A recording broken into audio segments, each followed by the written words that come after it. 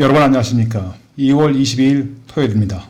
오늘은 영화 기생충에 대해서 트럼프 대통령이 갑자기 비판을 한 데 대해서 말씀드리겠습니다. 트럼프 대통령이 지난 2월 20일 콜로라도 스프링스에서 열린 대선 유세 도중에 한국과 미국 간의 무역 문제를 들먹이더니 갑자기 영화 기생충을 비판하고 나섬으로써 의견이 분분합니다. 이날 트럼프 대통령은 봉준호 감독의 영화 기생충이 아카데미 작품상을 받은 데 대해 의문을 제기하면서 1939년작 바람과 함께 사라지다 같은 미국 영화가 다시 할리우드에서 영광을 되찾기를 고대하고 있다고 강조했습니다. 정치인으로 변신하기 전에 사업가 트럼프는 영화, TV, 라디오에 익숙한 인물입니다. 영화 보는 것도 좋아하고 나홀로 집에 2에서처럼 직접 카메오로 영화에 출연한 것도 여러 번입니다. 부인 멜라니아와 함께 카메오로 출연한 영화들도 있습니다. 이번 트럼프의 발언은 한국 영화의 세계 무대 진출에 찬물을 끼얹는 발언이지만 트럼프 대통령까지 영화 기생충을 봤다는 것은 여러모로 우리 영화가 전 세계에 충격을 안겼다는 점에서 나름 의미 있는 일입니다. 그러나 트럼프 대통령이 좋아하는 영화는 한국 영화 기생충처럼 먼 나라에서 일어나는 현대사회 이면에 복잡다단한 사회상을 그린 영화와는 영 거리가 멉니다. 트럼프 대통령은 주로 미국 중산층에 어필할 수 있는 선명한 캐릭터를 가진 주인공들이 등장하는 영화를 좋아합니다. 그리고 중요하다고 느끼지 않는 장면에 애써 시간을 할애할 생각도 하지 않습니다. 트럼프는 모든 영화를 45분 만에 본다고 자랑삼아 말하기도 했습니다. 즉, 빨리 감기 버튼을 꾹꾹 눌러서 2시간짜리 영화를 45분으로 줄여서 보는 것이 그의 영화 보는 특별한 재주입니다. 사실 영화 관계자들이 보면 미치고 팔짝 뛸 일이 아닐 수 없습니다. 그럼 트럼프가 좋아하는 영화들은 과연 어떤 것들이 있을까요? 그가 좋아하는 영화는 1939년작 바람과 함께 사라지다, 1941년 시민 케인, 그리고 1972년 데브, 더 갓파더 등 한 시대를 꿰뚫는 큼직큼직한 대작들입니다. 또는 석양의 무법자, 원제는 The Good, The Bad and the Ugly 1966년작이죠. 또는 장클로드 반담 주연의 투혼, 블러드 스포츠처럼 권선징악형 단순한 스토리에 화려한 액션을 가미한 영화들입니다. 주로 아주 예전에 한국의 TV, 주말의 명화에서 주로 소개될 듯한 영화들이 대부분입니다. 1946년생, 트럼프 대통령의 올해 나이가 74세라는 점을 감안하면 흘러간 영화를 선호하는 그의 취향에 그럭저럭 수긍이 가는 측면도 있습니다. 요즘은 저도 존 웨인이나 클린트 이스트우드가 나오는 소위 서부 영화를 만나면 수없이 봤음에도 불구하고 한번 보기 시작하면 여간해서 그 말에게서 빠져나오지 못합니다. 흐르는 세월이 모든 것을 바꿔갑니다. 트럼프 대통령이 봉 감독의 기생충을 비판하면서 특히 바람과 함께 사라지다를 들고 나온 것은 배경이 있습니다. 1987년에 나온 트럼프의 자서전 협상의 예술 The Art of the Deal에 실려있는 시카고 선타임즈의 서평은 트럼프가 누구인지를 정확히 묘사하고 있습니다. 서평을 읽어보면 트럼프는 바람과 함께 사라지다에서 주인공으로 나오는 클라크 게이블처럼 강한 캐릭터를 가진 인물을 닮고 싶어하는 욕망을 숨기지 않습니다. The gamemanship of deal-making is his sport. Like him or hate him, just don't ignore him. Cary Grant had his accent. Clark Gable, his pencil mustache. Donald Trump has his money and power.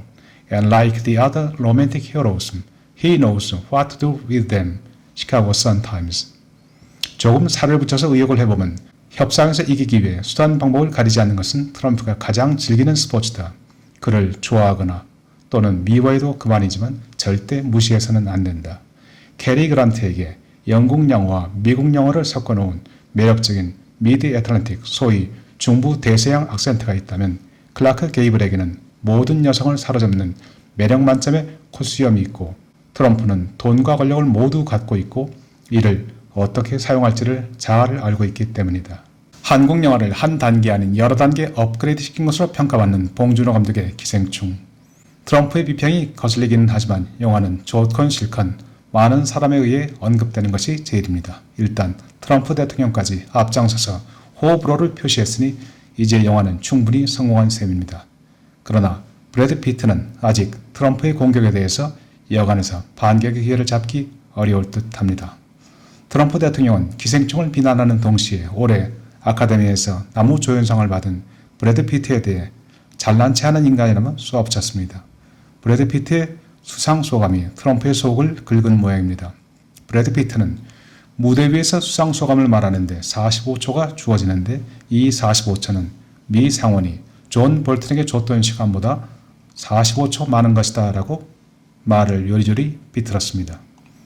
민주당 지지자인 브래드 피트는 미 상원이 존 볼턴 전 백악관 국가안보 보좌관에게 탄핵 심판에서 증언할 기회를 주지 않은 사실을 간접적으로 애들로 비판한 것입니다. 왜 배우나 탤런트들은 수상 소감을 얘기하라고 하면 제법 그럴듯해 보이는 말을 찾아서 럭비공처럼 이리저리 튀는 것일까요? 영화인이면 영화인에게 꼭 맞는 감동적인 소감을 내놓을 수는 없는 것일까요? 제게 가장 기억에 남는 수상 소감은 오래전 중견 여배우 장미 씨의 수상 소감입니다. 아름다운 밤이에요. 1991년 사회참미로 청룡영화제 여우주연상을 수상할 때 장미 씨가 던진 짧지만 강렬한 한마디였습니다. 상타는 그날 밤이 아름답다는데 그 이상 무슨 수식어가 더 필요하겠습니까? 영혼을 털어 연기한 여배우의 짧고도 진솔한 수상 소감이 새삼 가슴에 와 닿습니다. 며칠 전 존 볼턴 보좌관은 자신이 상원 탄핵 청문회에 갔었더라도 탄핵 절차에 아무런 영향을 미치지는 못했을 것이라고 털어놓았습니다. 배우 브래드 피트가 존 볼턴의 탄핵 청문회 불참에 대해 그렇게 아쉬워할 만한 이유가 처음부터 없었다는 셈입니다. 45초를 가지고 이리저리 더하기 빼기를 하는 바람에 도대체 무슨 말이지 한참 헷갈리게 하더니 결국 트럼프 대통령에게 욕만 들어먹었습니다. 수신제가는 못하면서도 대중 앞에만 서면 곧잘 주제넘은 발언으로 대중을 밟고 서려는 배우가 있는가 하면 국가를 위해 하나뿐인 자신의 목숨을 과감하게 던진 대배우, 명배우들도 있습니다.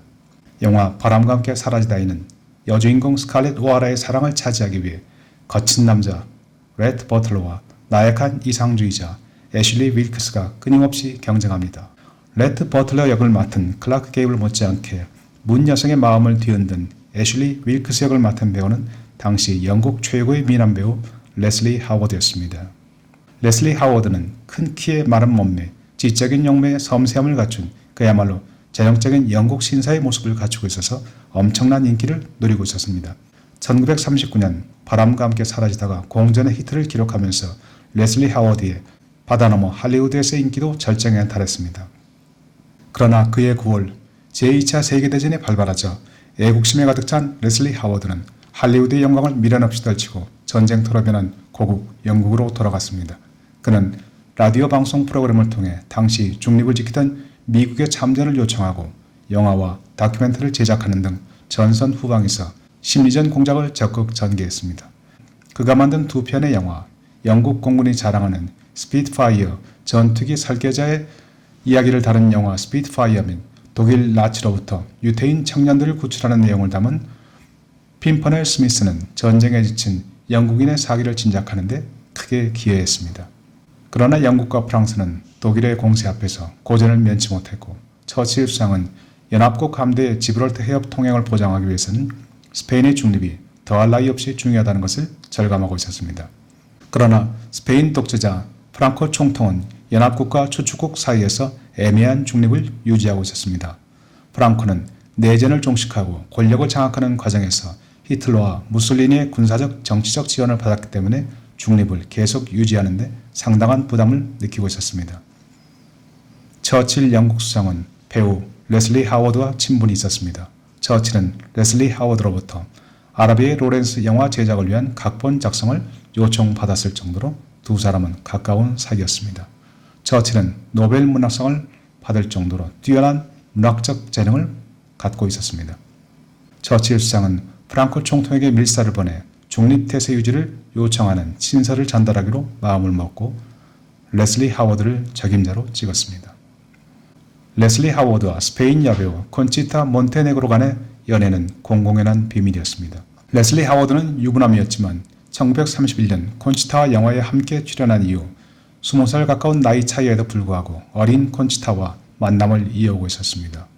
콘치타는 뛰어난 외모로 할리우드의 스타들과 수많은 스캔들을 일으키면서 레슬리 하워드와 연인 관계를 유지했지만 1943년에는 스페인 외교관 리카르도 히메네스와 결혼을 앞두고 있었습니다.